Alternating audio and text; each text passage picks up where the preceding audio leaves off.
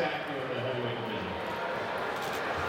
Well, right now, I don't know how many of the heavyweights have 3 wins in a row against some, notable opponents with names. As far as tonight, I think I came out feeling a little too much, trying to look for what Nogueira was going to do, see what his game plan was, being too reactionary.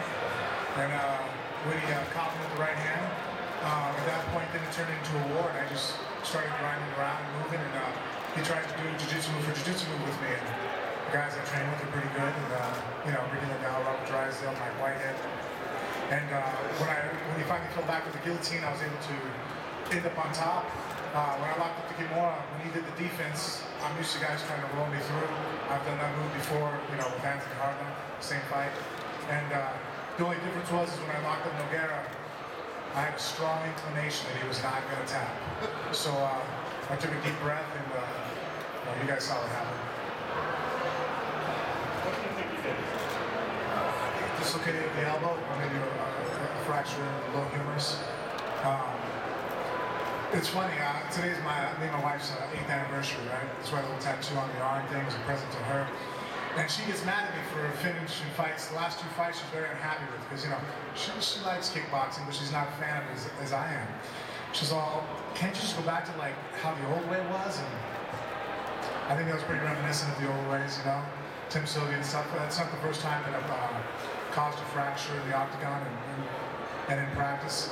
As far as how it feels, I don't know, I'll probably get in trouble if I describe it too much that might think I'm disturbed. Well, I don't think it was really tactful on his part. If he would have kept striking me, then I could have easily gotten away. When a person's on their hands and knees, and they take a shot, you have to change the game. If you sit there and try to throw punches, there's not enough pressure to keep me in that position that I could evade and get away. I would have done the same exact thing in his position. That's just when you get 2 guys that are highly skilled, and I don't think anybody can take away Nogueira's abilities on the ground. And so we played a chess match. He sat back with the guillotine, tried to switch over. I rolled over the top. He switched over to, I think, an anaconda or garter choke. I was able to get my elbow and cut across to the belly. And then when I did that, I leaped over for the Kimura, and I back-stepped over the top of the head. And he tried to roll. Did you get all that? Yeah, absolutely. I saw.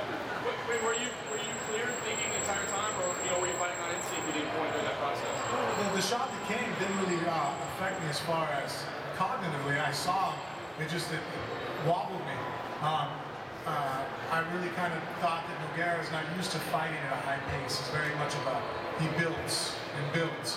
So a lot of times when you get a person who's out of their cadence and that's not their normal rhythm, it'll tire them.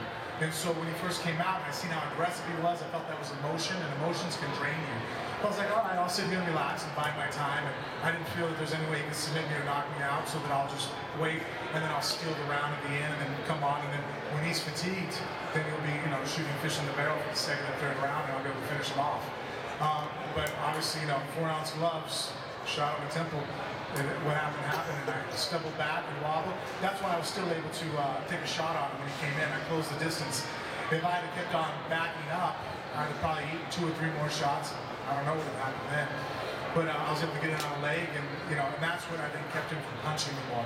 And had he kept on punching, then I just would have got the takedown right then and there, and ended up on top instead of the reversals that we had. 9 out of 10 times, he probably guillotine and chokes out most of the guys in that position. Just not me. I really don't know, honestly, with the way the heavyweights are matching up right now. If any of the rumors that you're hearing about happen to come true, I wouldn't mind stepping in for an overeem, taking a broad. I'm pretty healthy, 3 weeks isn't a bad turnaround. But, oh yeah, I only fought a 3-minute fight, so I'm feeling pretty good. My wife might not be happy about Christmas, but yeah, she can deal with it. But as far as who's the matchups, honestly, I don't know. Obviously, I know what you guys know, that the JDS winner and Brock is going to the winner of that bout gets the next heavyweight shot. I don't want to wait around for that fight to take place and then fight for the title. So whoever's out there, depending on how Kane's feeling, obviously got to be a phenomenal fight, somebody who was a force to reckon with, and honestly, I still think he is. I think he just got caught in his last fight. You know what? We've seen that tonight, that can happen. Just that I recovered, he didn't. JDS jumped on him. So whoever else is out there, right now, the heavyweight division just changes from week to week according to who's injured, who has a spectacular fight.